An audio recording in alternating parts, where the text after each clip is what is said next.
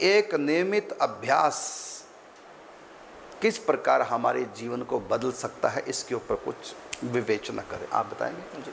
नियमित अभ्यास हम करें, तब ये नहीं कि कर दिया थोड़े दिन के बाद छोड़ दिया, फिर दोबारा शुरू कर दिया, फिर छोड़ दिया। ऐसे नियमित अभ्यास करें तो कैसे हमारे जीवन को प्रभावित करता है? जी, अष्टांग योग है, उसमें महर्षि पतंजलि यम, नियम, आसन, प्राणायाम, प्रत्याहार, धारणा, ध्यान, समाधि, अष्टांग योग है। इससे समाधि की सिद्धि होती है, यानी व्यक्ति आत्म साक्षात्कार कर सकता है या ठाकुर जी के दर्शन भी कर सकता है।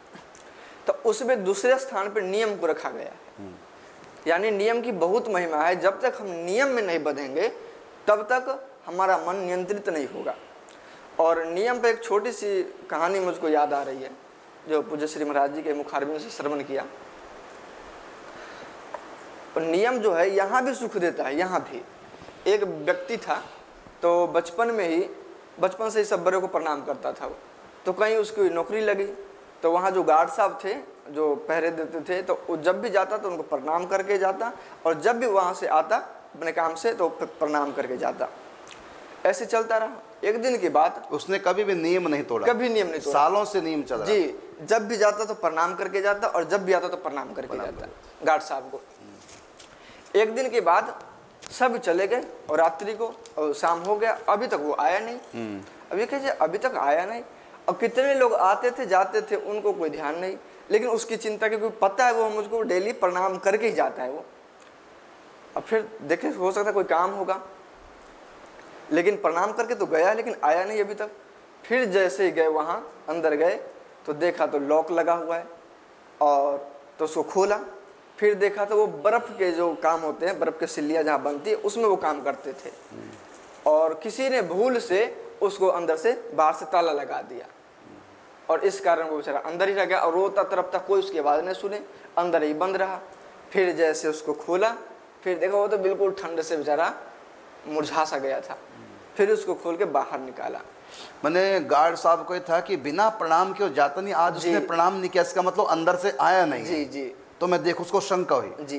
तो क्यों शंका हुई? क्योंकि उसका नियमित प्रणाम का था कि नियमित प्रणाम करना। जी। यदि वो कभी किया कभी नहीं किया तो आज उसकी मौत थी आज।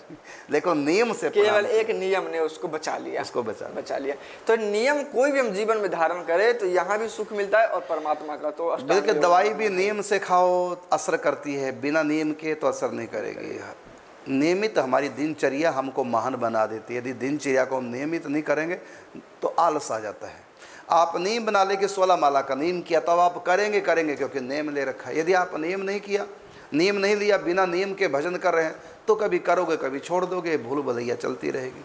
कोई भी काम नियमित रूप से करने से उसमें अधिक उसकी पावर। अब जैसे कि मिर्गी का रोग है तो उसमें कि नित्य लेना ही है। हाँ, के 3 साल तक जी, 3 बिना साल नियम तोड़े, बिना नियम तोड़े। यदि एक बार नियम तोड़ दिया दोबारा फिर वहां से 3 साल दोबारा शुरू करो। तो ये नियम जो है पूरा प्रकृति सब नियम को मानते हैं। सारी प्रकृति नियम के अधीन है। देखो 1 मिनट में 72 बार आपका हृदय धड़कता है।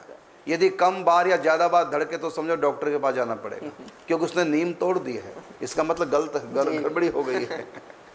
एक नियम है, बस नियम के अनुसार सारी सृष्टि चल रही है। जब भी नियम टूटता है तो आपदा आती है, इसलिए नियमित। प्रकृति देखो समय पे फल देती है, सूर्य चंद्रमा समय के अनुसार सब प्रकृति, पूरी प्रकृति चल रही है। एक टाइम टेबल, एक नियमितता है। स्त्री मासिक धर्म में उसका नियम है हर महीना। यदि दिन आगे पीछे हो जाए तो समझो कुछ गड़बड़ है। तो सारी प्रकृति हमारे नियम के अनुसार चल रही है। नियम तोड़ो मत। नियम निष्ठ ही व्यक्ति महान होता है। जिसके जीवन में कोई नियम नहीं वो व्यक्ति महान हो ही नहीं सकता।